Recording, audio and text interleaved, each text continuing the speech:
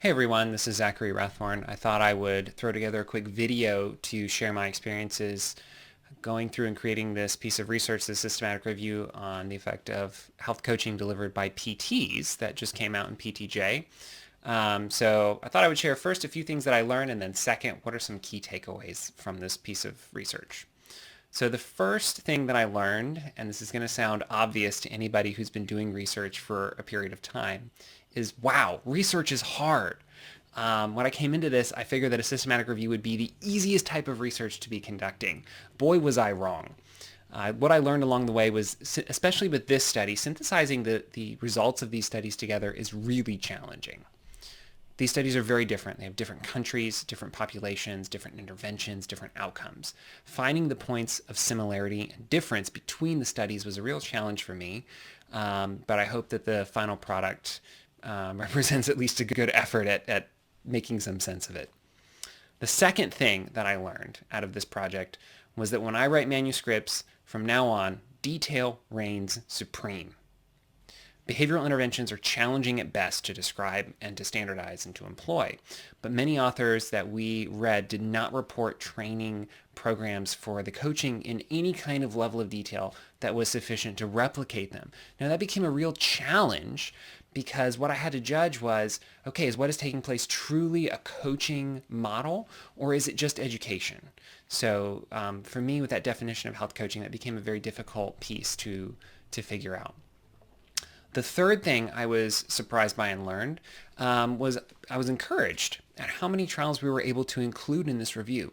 When I started, my hunch was that there were not many, maybe 5 or 6. So to have 11 studies that looked at the effects of PT-delivered health coaching, I think is a really encouraging and exciting thing for me to find. My own bias, and I'll be very transparent here, is that coaching to facilitate behavior change definitely warrants being a clinical competency across multiple healthcare professions. But especially for PTs, because we have the unique opportunity to spend significant quantities of time with patients over the course of a plan of care. We can leverage that time to help people change and help improve the health of our populations through these individual encounters. All right. So before we go too much further, I want to talk about some key takeaways here. So first key takeaway out of this paper is that PTs are utilizing coaching to catalyze behavior change. And again, I think that that's really encouraging. The 11 trials speak to the growing recognition that this is an area worth investigating. And I think that definitely our results show that more research is needed in this area. There's just a lot of questions left unanswered. That really ties into my second key takeaway, is that there is a lot of room to explore the PT's promotion of health behaviors through coaching. So the health behavior most examined in the studies was physical activity. Every study that we included examined physical activity as a health behavior. However, only one study looked at diet and smoking cessation, and no studies looked at sleep or stress management.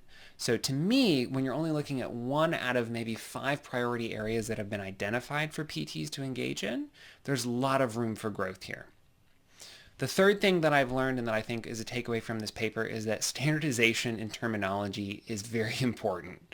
Authors are using terms as varied as trans-theoretical model-based counseling, individualized coaching, motivational counseling, lifestyle coaching, or behavior change program to describe these interventions. So it's a wide variety of terms and synonyms being used here. I think it's time for the terminology to be made uniform. From an English language perspective, I welcome synonyms. Synonyms are lovely. They spice up our writing. But from a research perspective, let's get on board with the same terms so that we can actually move this piece of research and this area of research forward. All right, so I hope that explains a little bit of what my thoughts are on this study. If you have any other thoughts or questions, please feel free to tweet me or shoot me a DM or email me. I'd be happy to interact more. Thanks.